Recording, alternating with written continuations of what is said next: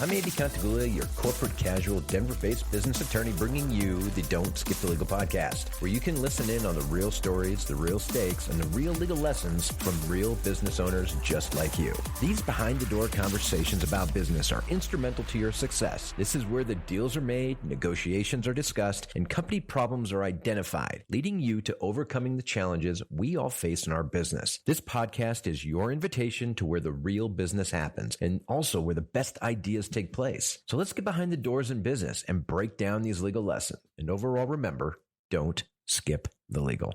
Welcome to the Don't Skip the Legal podcast. This is your host, Andy Contaguglia. In this episode, I sit down with Joey Korenman, the owner of the School of Motion.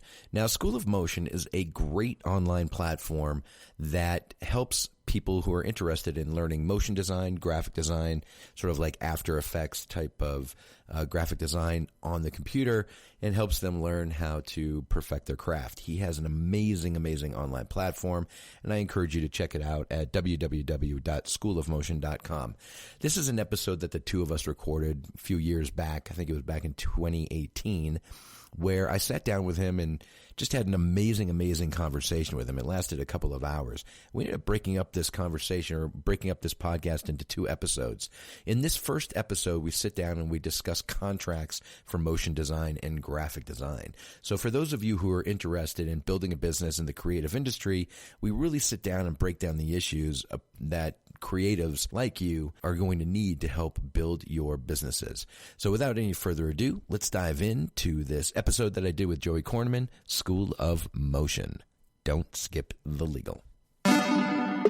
He's about 455 yards away. He's going to hit about a 2-iron, I think. This is the School of Motion podcast. Come for the MoGraph, stay for the puns. So the nature of agreement really comes down to an offer and acceptance and an exchange of consideration.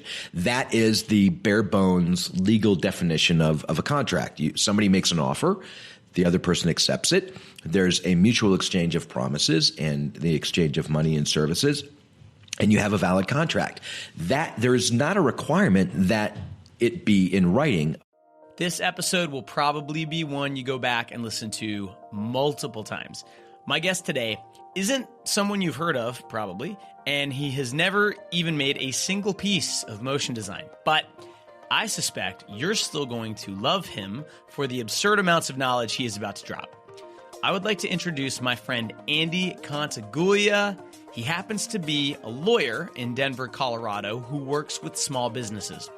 I invited him on to talk about some of the issues that affect motion designers once they go freelance or open a studio. We talk about contracts, intellectual property, the pros and cons of various ways of incorporating. There is a lot. In fact, there's so much that we've split this interview into two episodes. In this first part, we talk about contracts, how to protect yourself, how much protection do you really need as a motion designer, and a whole lot more. You're going to learn a ton, so grab a pen and take some notes. Because we're talking about law and tax concepts here, we have to say this disclaimer. The legal information contained in this podcast is intended for general informational and entertainment purposes only. It should be used only as a starting point for addressing your specific legal issue. The legal information I talk about and Andy talks about does not create an attorney-client relationship between you and me or you and Andy. This podcast is not a substitute for an in-person or telephone consultation with a lawyer who's licensed to practice in your jurisdiction about your specific legal issue, and you should not rely on this legal information for those purposes. You understand that questions and answers or other information contained in this podcast are not confidential and are not subject to attorney-client privilege. Neither I nor Andy are providing you a legal service. Every legal case is different, and past performance is not indicative of future results. Bottom line, people, please consult your own attorney. And with that out of the way, here we go. Andy, thank you so much for coming on this podcast. I have a million questions for you, and I cannot wait to pick your brain. Hey, Joey, thanks. I really appreciate the opportunity coming on your show here and sharing the information that's sort of stuffed in my big brain of law here that I can share to your listeners and hopefully give them some really good value out of the show here. Excellent. Well, let's start with, there's probably some questions I'm going to ask you that are really kind of very, very, very basic. So I'm sure a lot of people listening here know what a lawyer is, but there's a lot of different kinds of lawyers apparently.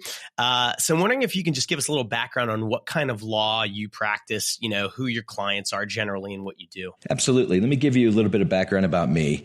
I did my undergraduate at Columbia University in New York City, and then I went to law school here in Denver at the University of Denver. I graduated in 1995. I've been practicing law primarily in Colorado for the last almost 22 years now. And I'm also licensed in California, also licensed in New York. I do have clients in all of those states. And really what my practice consists of is representing entrepreneurs and small business owners and even larger companies in their day-to-day operations, their contracts, making sure that their corporations are set up properly, making sure that they are in legal compliance when it comes to regulations and intellectual property issues, and most importantly, helping them avoid litigation, making sure that their actions as businesses and as business owners don't create conflict and keep them out of the courtroom. So I have this sort of philosophy of preventative law where it's my objective with my clients to prevent them from getting into trouble. My philosophy here is much like you go to the doctor, you don't wait for your heart attack to happen before going to the doctor. You go to your doctor ahead of time to make sure that you are taken care of and you don't suffer from that heart attack. So my philosophy here is let's do everything that we can now to prevent the problems later on. And I have this unique perspective as a trial lawyer and also a business lawyer that I can plan and have really good strategies for my clients so they don't run into these pitfalls that I've seen so many other people run into operating their businesses. Yeah, I think that's perfect for our purposes here, Andy, because, the focus of this episode is really about how probably mostly freelancers and maybe even people starting to create small businesses around motion design can avoid those pitfalls because nobody wants to end up in a lawsuit, or anything like that. So I think that most of the value from this episode is going to be obtained from freelancers. So I don't know how familiar you are with our industry, but there's really two main ways people can operate. Either as an employee, they go find a job, they get hired at an advertising agency or an animation studio. And in those cases, those motion designers don't need lawyers as much because they have companies that are dealing with lawyers. But it's very popular and it's a very growing kind of slice of the pie for artists to be freelance. And there's a lot of questions around that. So if someone's going to go freelance and now they're essentially operating as a one-person business, what type of lawyer should they be looking for? If they get on Google and they type in Denver law firm, they're going to see criminal law. They're going to see business law. They might see, lawyers that specialize in medical, cases. So what are sort of the words that they should look for? I think, there's some lawyers who are really niched down in the type of work that they do. But I think, your general business lawyer, small business attorney, or corporate lawyer, any type of phrase like that is going to really get you to the right attorney that you're looking for. Now, let me put out a real quick resource to your listeners here. There's a great website. It's a lawyer referral website called Avvo, AVVO.com. And it is really organized around helping out the individual. So it's really customer centric. It's not really put out there for the attorneys. The attorneys pay, fees. They go ahead and they, put out information about themselves, and then people basically can go through, search lawyers, find reviews and leave reviews about attorneys, and really find out information about other legal questions that they might have. So it's a really good resource there. But I think to answer your question specifically, we've got small business attorney, I think really is what your listeners are probably looking for. As a freelancer, you want to make sure the primary issues are making sure that the deal that you're entering into with your customer is well defined. And I see so many people making handshake deals and just putting trust in the person that they have negotiated the project with, that everybody is going to go ahead and agree with all of this at the end of the day. And the reality of it is, A handshake deal is only going to get you so far because you need to be able to prove the existence of your agreement in court at a later time. And if it's just a what he said, she said conversation, it's going to be difficult to prove exactly the existence and what the terms of that contract are. So from a primary standpoint, I think freelancers really need to make sure that they have their agreements in place and that they have an independent contractor agreement put together that they have drafted that supports them and favors them and has the terms that are most favorable to them when they then contract with their customer moving forward.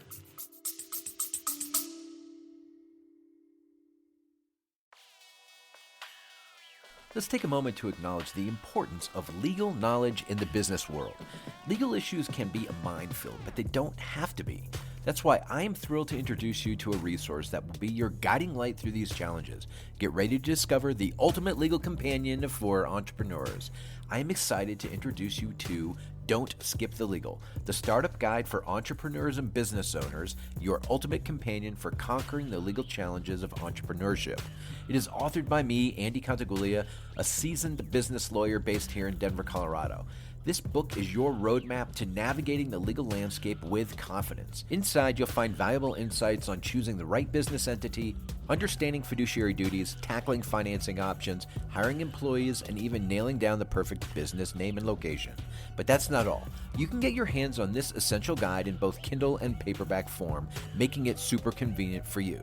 If you're ready to empower your business with knowledge, head over to Amazon, head over to Kindle, and grab your copy of Don't Skip the Legal today. For more details and updates, visit don'tskipthelegal.com, and don't let the legal hold you back in succeeding in business. With Don't Skip the Legal, the startup guide for entrepreneurs and business owners, you can take your business to new heights. Available on Amazon and Kindle. Now let's get back to the pod.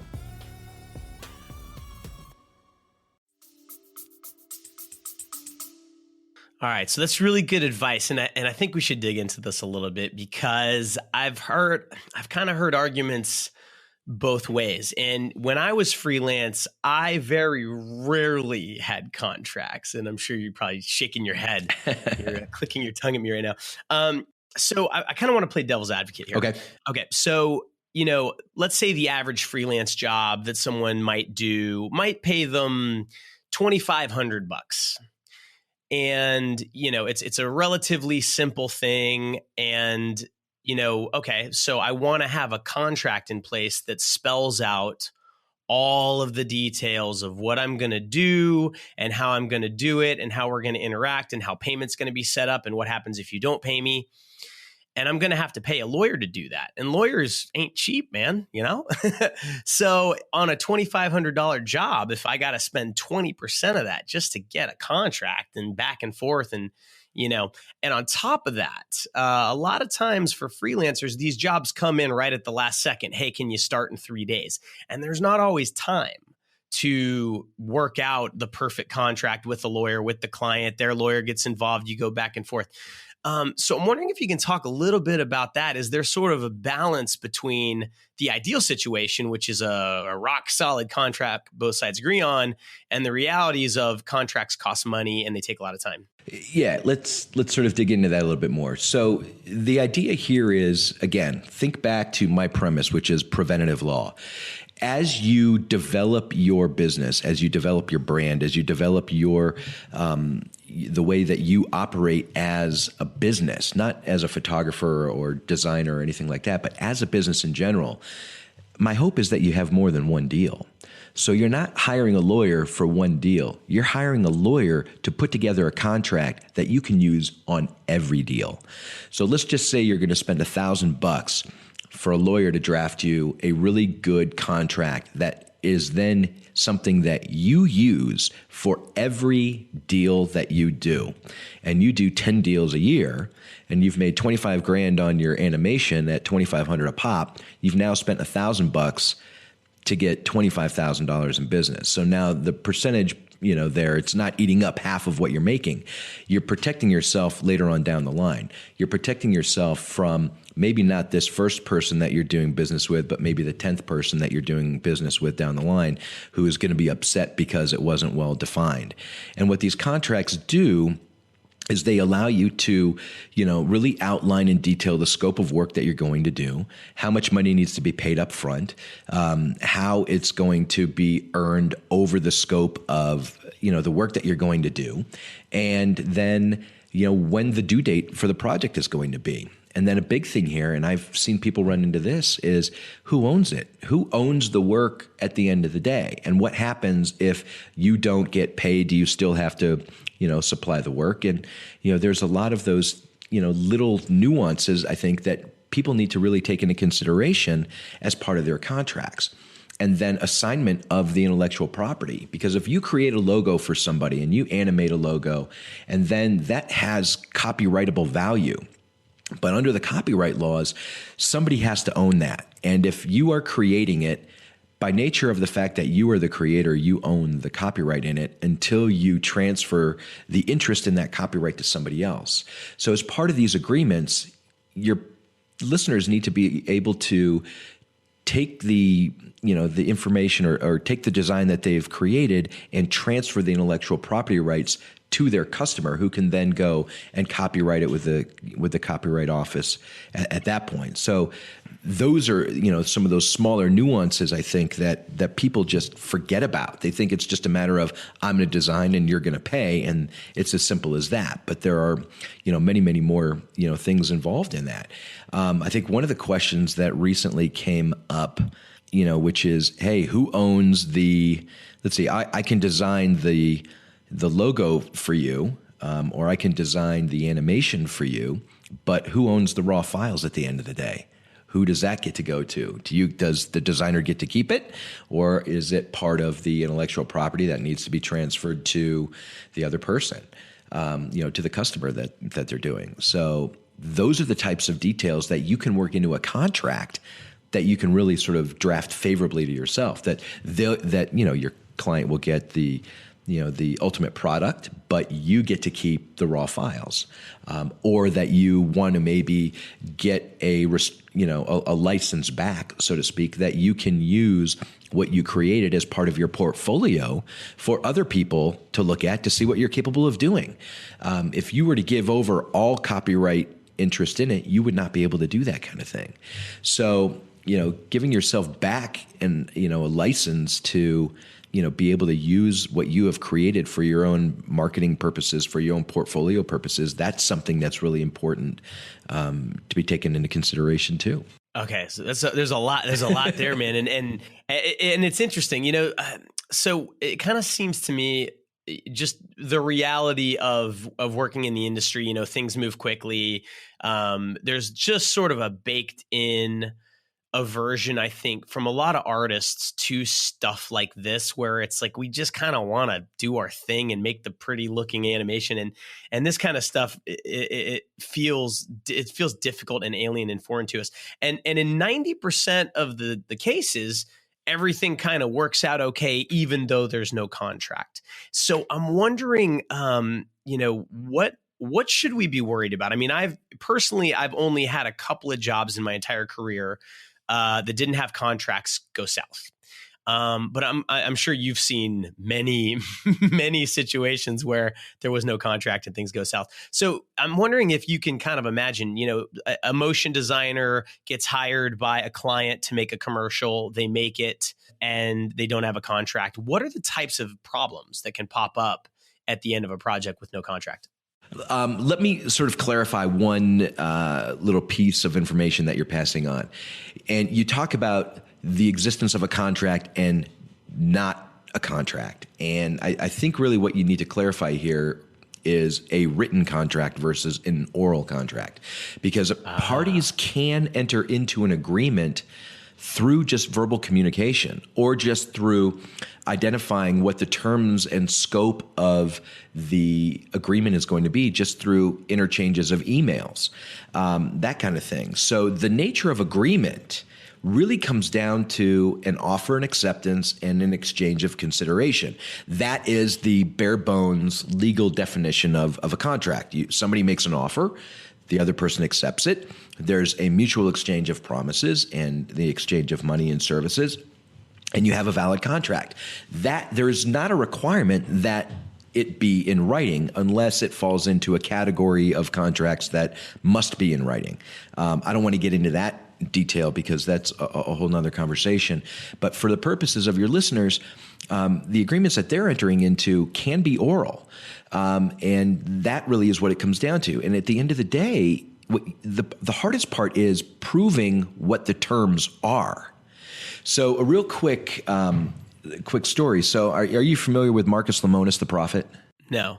Okay, so he's a millionaire. He owns a number of businesses. He has a TV show on CNBC called The Prophet. Oh, I've heard of that. Yeah. And so what he does is he goes around and he buys distressed businesses and he helps them get back up on their feet. Anyway, he had there was an episode a few years ago, and in his most recent series starting season, he was talking about sort of the problems that he ran into. So he went and he purchased part of a meat company in Brooklyn, New York. And part of it was that he was going to purchase the hamburger division of it. So he was going to buy the hamburger patties. And he ended up getting into a dispute with the company and actually suing them because they refused to hand over the product that he purchased. And then instead he said, fine, then give me my $250,000 back. And they said, it's gone and we're not going to give it back to you. So he sued them. And he took him to court, and he presented the case to the judge, and the judge found that there was no contract because it wasn't written. And of course, Marcus Lemonis is like, what are you talking about? I have the video footage that shows them entering into this deal with me, that they owe me this money back and that they didn't perform, and I'm entitled to damages, which is the return of my money, for their breach of the contract. And judge is like, hey, this is reality TV. I don't know what's real and what isn't. And found against him.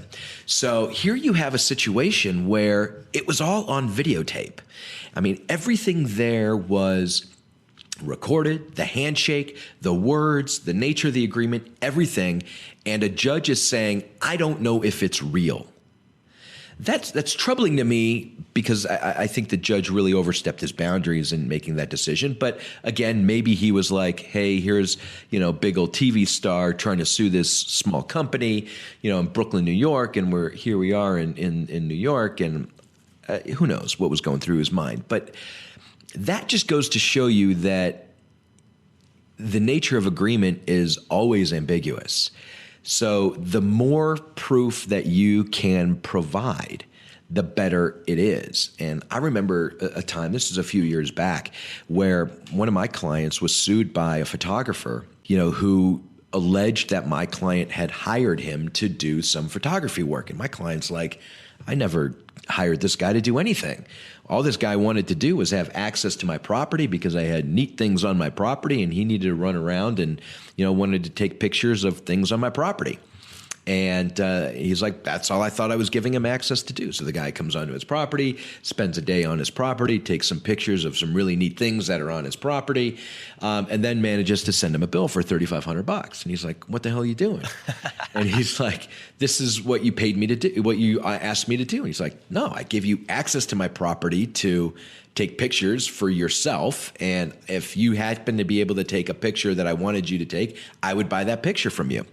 And the guy said, nope, sorry, that wasn't our deal. And we ended up going to court over this, and my client lost over that. The judge believed the photographer in that situation with, that was the agreement. It was like the sitting fee. You're going to pay me $3,500 just to come and shoot. And then after that, if you want other pictures that are there that I've taken, you can buy those individually. So, I mean, that case still leaves a real bitter taste in my mouth over that because, it was really ambiguous about what was the nature of the deal here. And it's about what you can prove at the end of the day.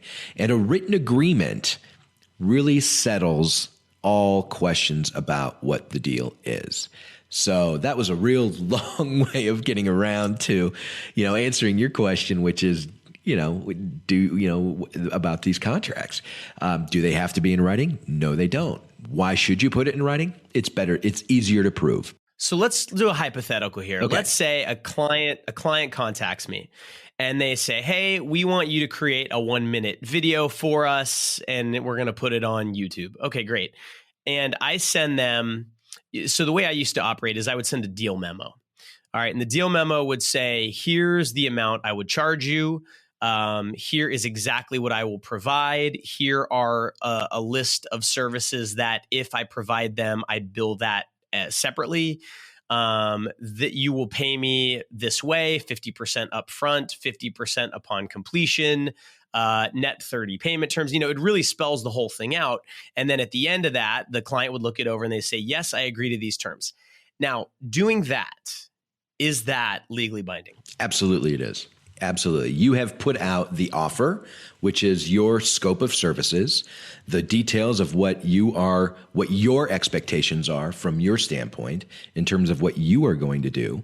And then it also sets forth the expectations of your client and what they are supposed to do.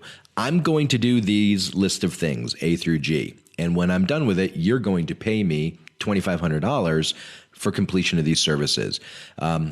Sign here to agree to these terms. Boom. That's the offer, your offer, their acceptance, the exchange of consideration, which is the exchange of those promises, the exchange of money and the exchange of services. You've got a valid agreement there. Absolutely. That has everything in there. And that's really what I'm suggesting that your freelancers do is put together a deal memo for every deal that they do. And get the opposing side, get the client to, here I'm talking in litigation terms, get your client to sign off on this so everybody understands the nature of what everyone's obligations are. And, you could certainly create a form contract or a form letter where you're just sort of changing the scope of services, you're changing the price, you're changing the due date.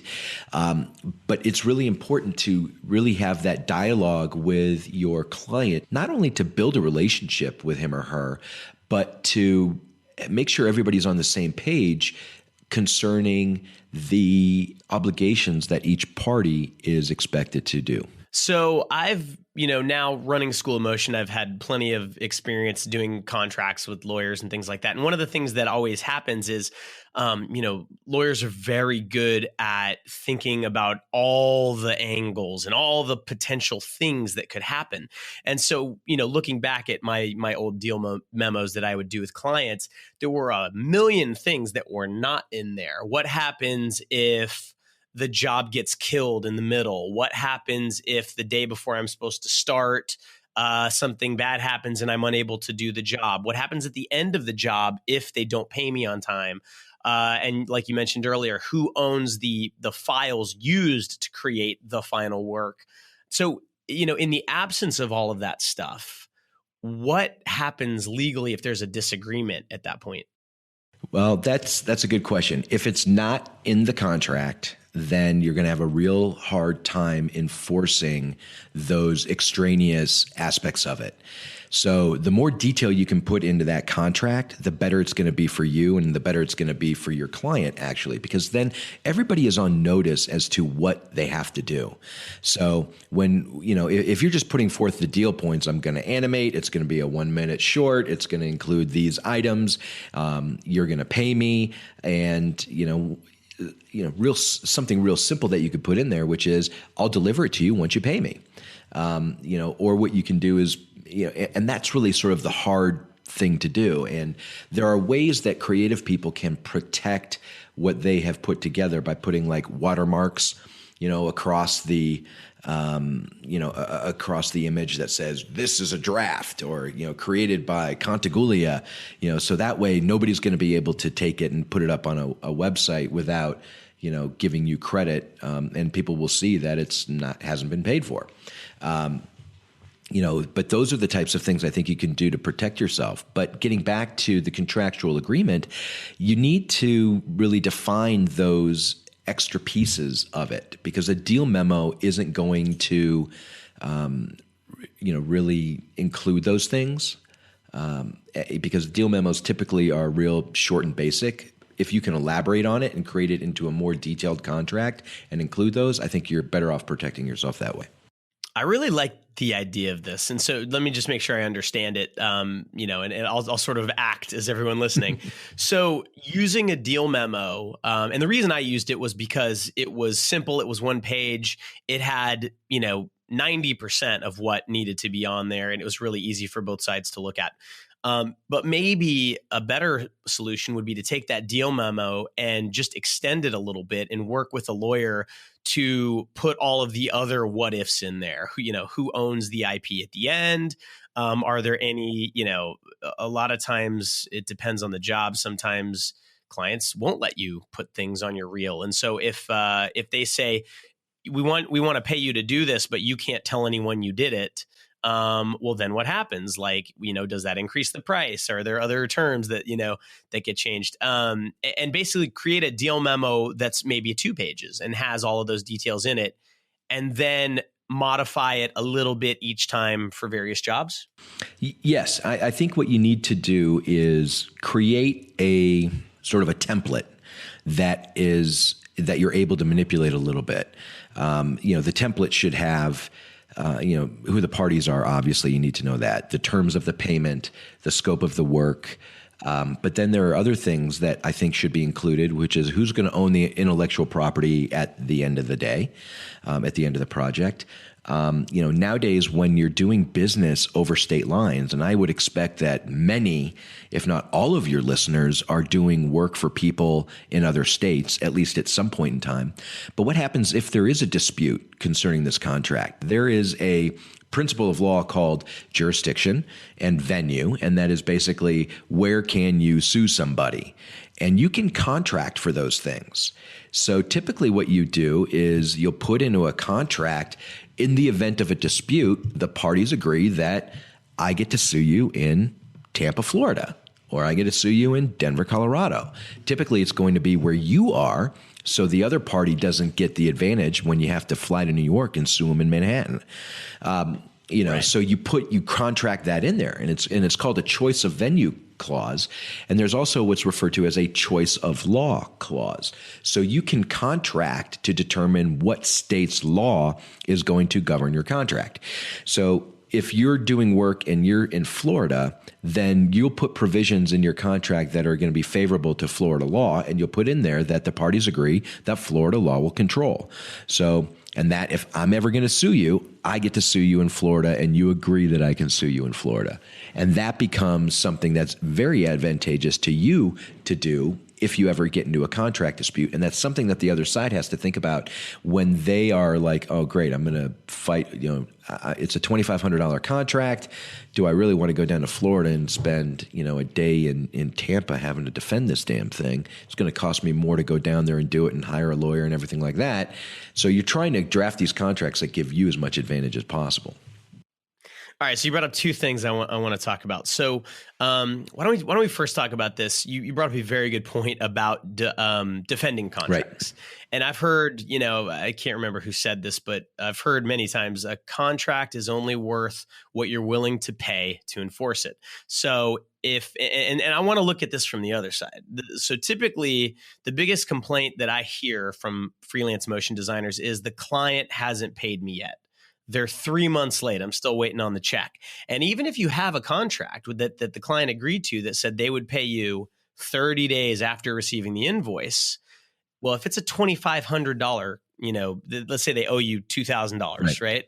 How much is it going to cost to take them to court to get that $2,000? Is it even worth it?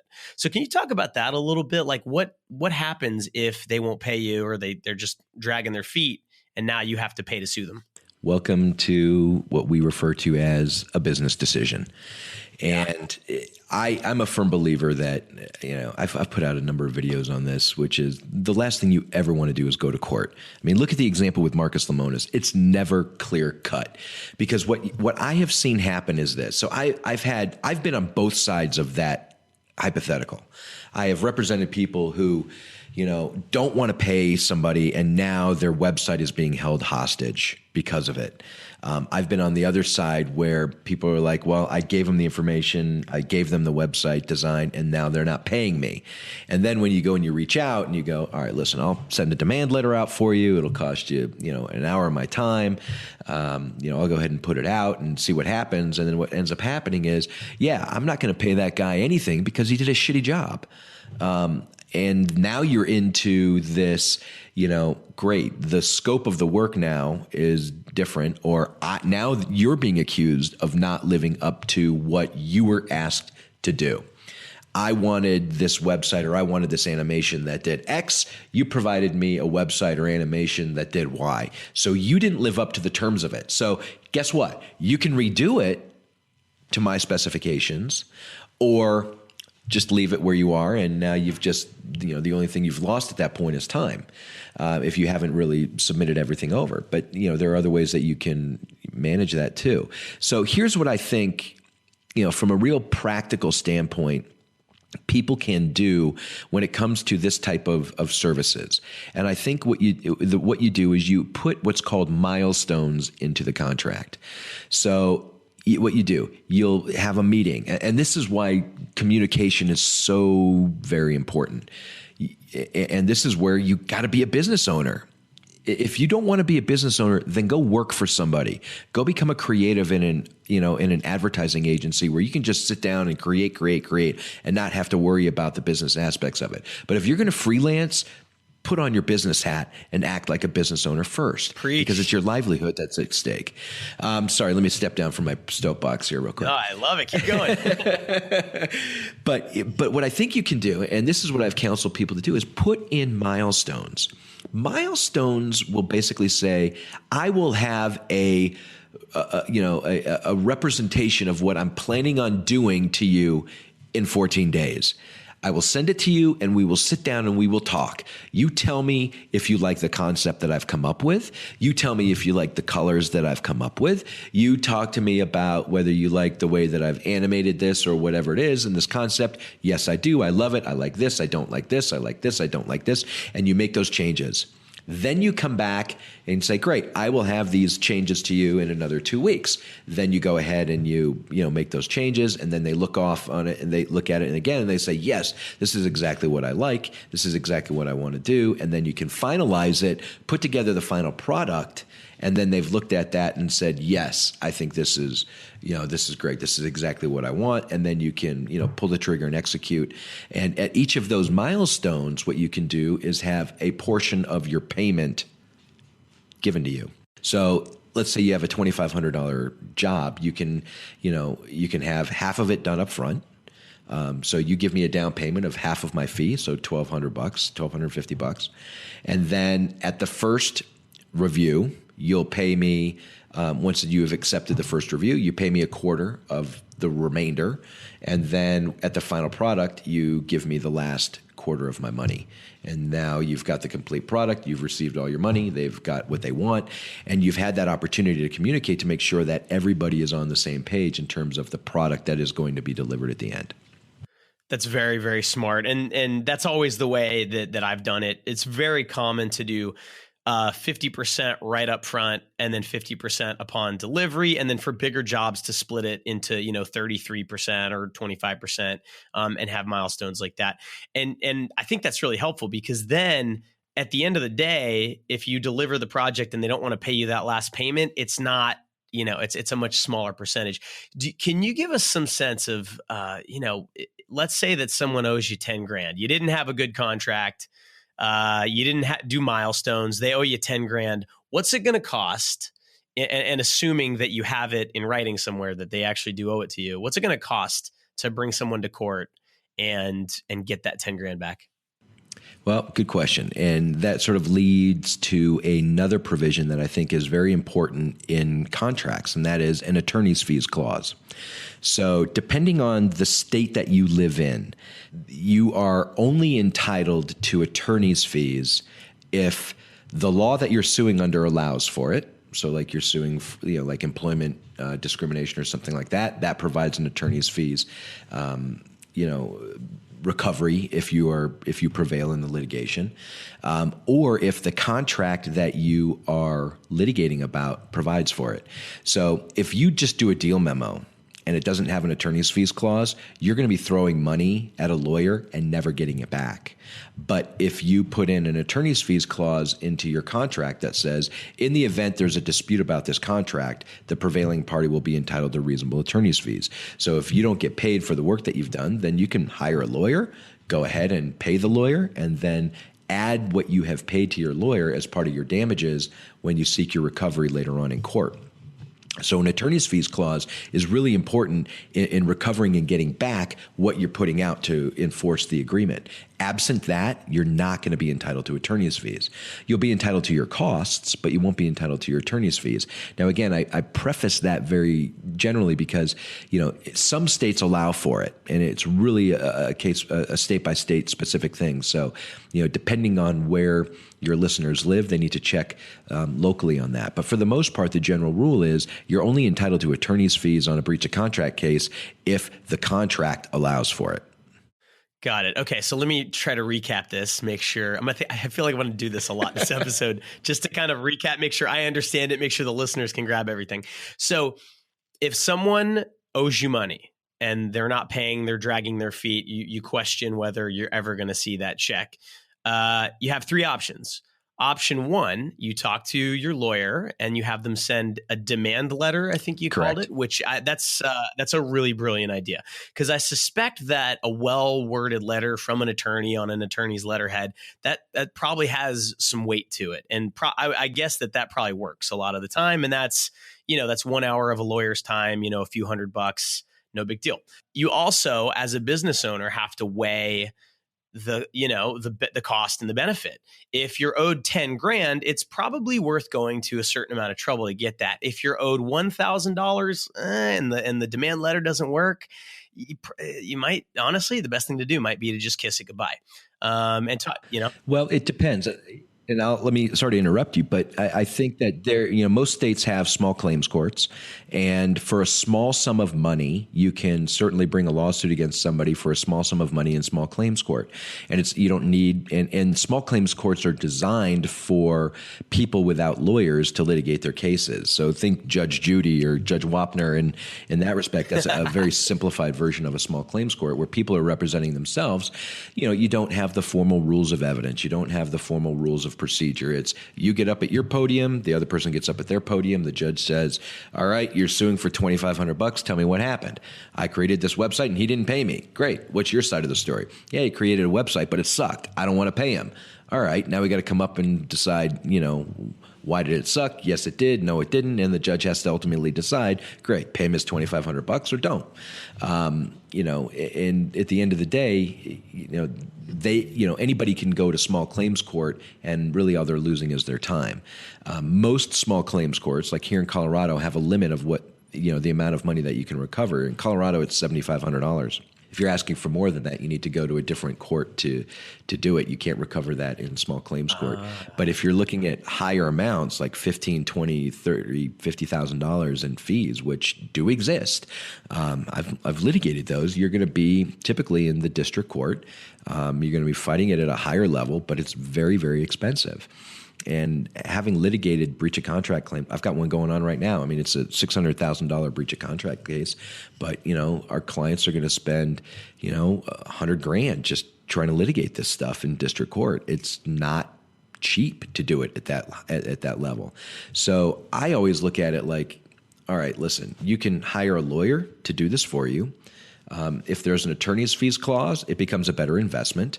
If there isn't an attorney's fees clause, then you're going to be throwing good money after bad. So if you're hiring me to go after somebody for $5,000, you're probably going to pay me close to $5,000 to do it. Question then is it worth it in the end? Because you also have on top of that your time, your energy, your anxiety, your efforts, fighting with your spouse. Yeah. I mean, everything that's going on that have an emotional toll on you and take away value from, the whole prospect of this. And sometimes you have to, really, take your knocks in that. And even as a lawyer, I've run into that with my clients who don't want to pay. And whether it's something that I want to go do and spend my time and energy chasing after $900. The other option is send them to collections and let a collection agency go ahead and take care of it. And you pay the collection agency a small fee to go ahead and collect it. If you have a written contract, collection agency is going to take that and go, great, we'll go ahead and do it. And they'll go forward for you. That's always a nice option. Okay, so you just added two more options to the menu. So this is what brilliant. I do. Just sort of talk it through, and eventually it'll all make sense at the end of the day. All right. So let me try and lay this spread out here. So you can decide it's not worth the time and effort to go after the money. Right. That's a valid Absolutely. option. You can have a lawyer send a demand letter to see if that works. It's fairly Correct. inexpensive. You can take them to small claims court, which I'm assuming doesn't cost you money, but it's going to cost you probably a lot of time, I'm imagining. And, as a motion designer that can charge $400 or $500 a day, you got to decide if I'm going to go spend 2 days in a courtroom dealing with this, plus phone calls and, finding contracts and organizing things and printing things. Is it worth it? You can send it to a collections agency, which had never occurred to me. That's a really smart idea. And then you can have the nuclear option of hiring Andy to go get your money, but you may have to pay money that you're not going to get back, depending on which state you live in and things like that. Did I get that right? Yeah, that's a real good summary. Okay. Wow. Okay. And I want to say to everyone listening, this problem of not getting paid, this is like the most common issue that I hear about, and people get so angry about it.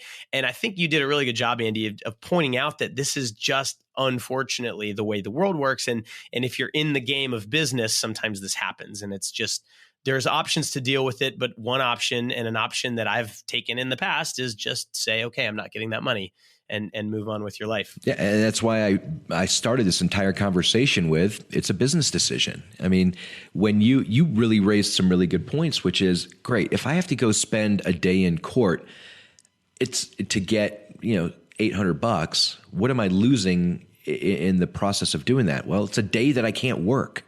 And if you're making $500 a day doing animation, then that is a loss that you have as well. And that is a recovery you don't get back, whether Correct. It's networking, whether it's, great, this is a day that I don't get to spend with my kids. That has value. This is a day I don't get to spend with my spouse. That has value.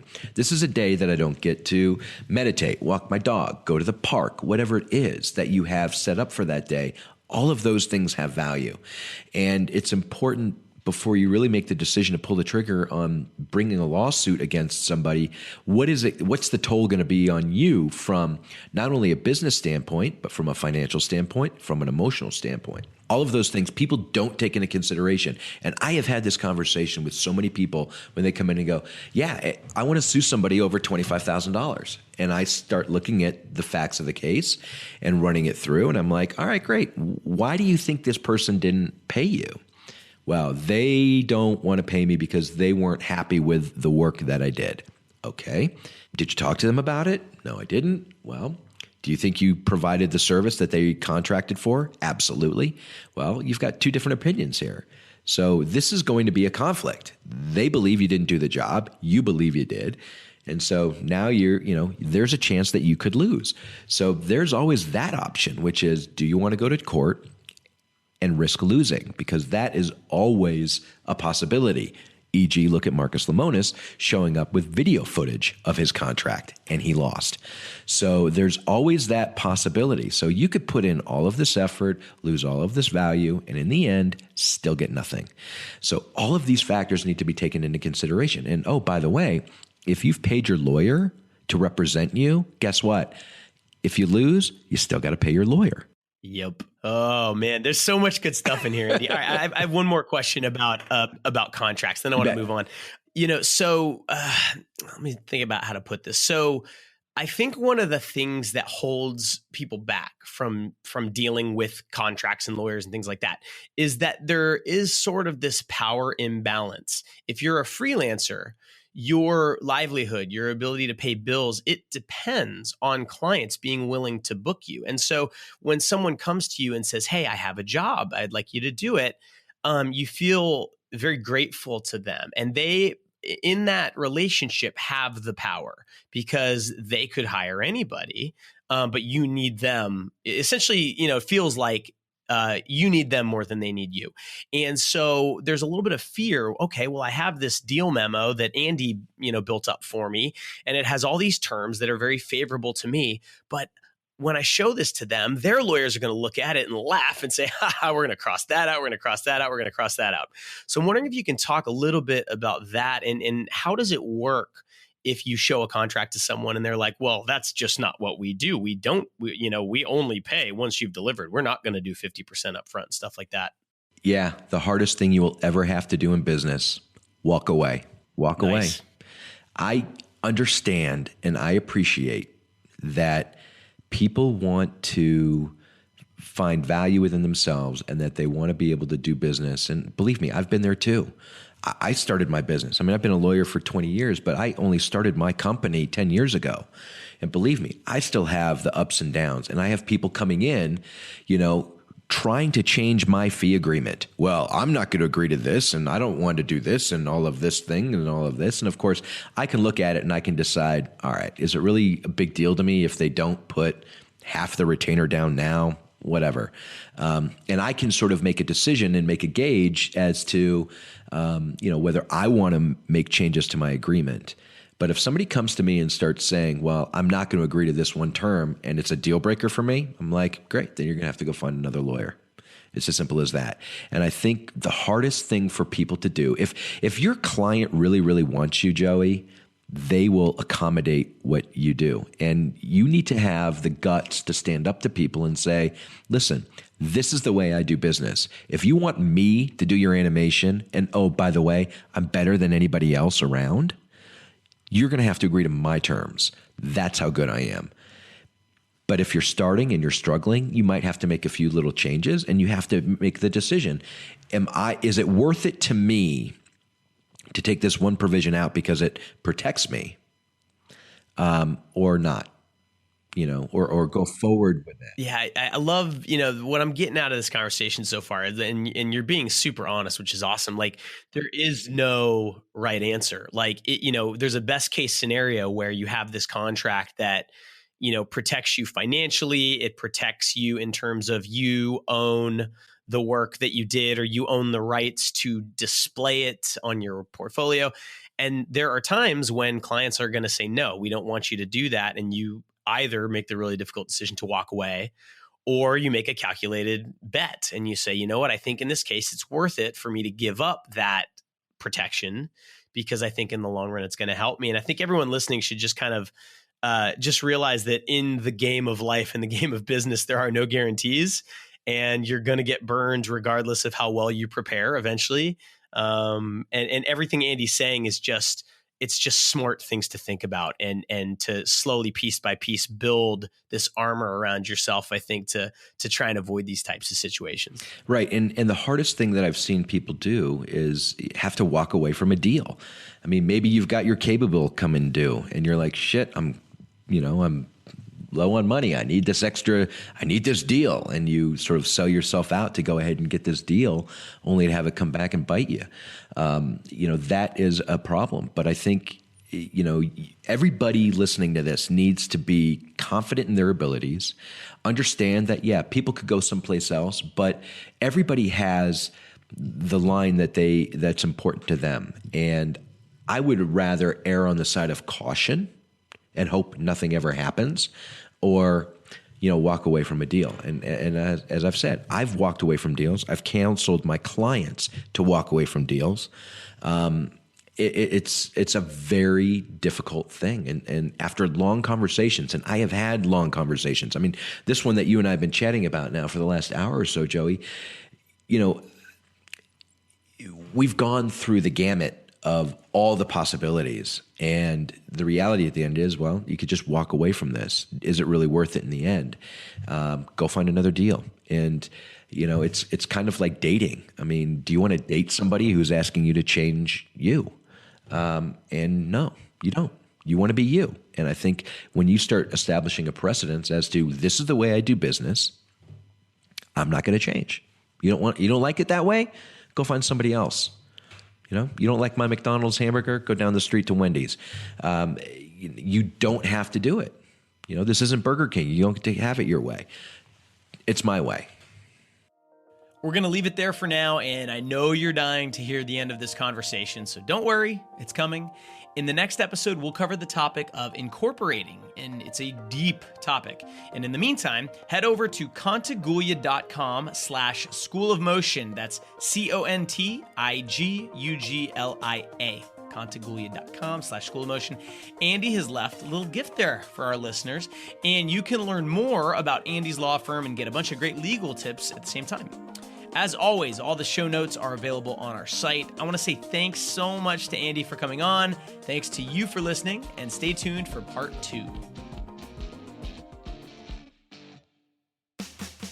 Thank you for listening to the Don't Skip the Legal podcast. I'm your host, Andy Contagulia. I hope you enjoyed our time together and this great opportunity to peek behind the business door and examine the legal lessons in business. If you're keen to hear how these lessons can be applied in the real world, well, join us next week for another episode where you can listen in to another business success story. As always, you can head over to contagulia.com/podcast to sign up to our email list, as well as check out all the links and resources in our show notes. If you enjoyed this episode and you'd like to help support the podcast, please share it with others, post about it on social media, or leave a rating and review. To catch all the latest from me, you can follow me on Instagram, Twitter, and TikTok at AJCESQ. Thanks again. This is Andy Contagulia reminding you to don't skip the legal. Good luck. The legal information contained in this podcast is intended for general informational and entertainment purposes only. It should only be used as a starting point for addressing your specific legal issue. The legal information I talk about does not create an attorney-client relationship between you and me. This podcast is not a substitute for an in-person or telephonic consultation with a lawyer who is licensed to practice in your jurisdiction about your specific legal issue, and you should not rely on this legal information for those purposes. You understand that questions and answers or other information contained in this podcast are not confidential and are not subject to attorney-client privilege. I am not providing you a legal service. Every legal case is different, and past performance is not indicative of future results. Please consult your own attorney.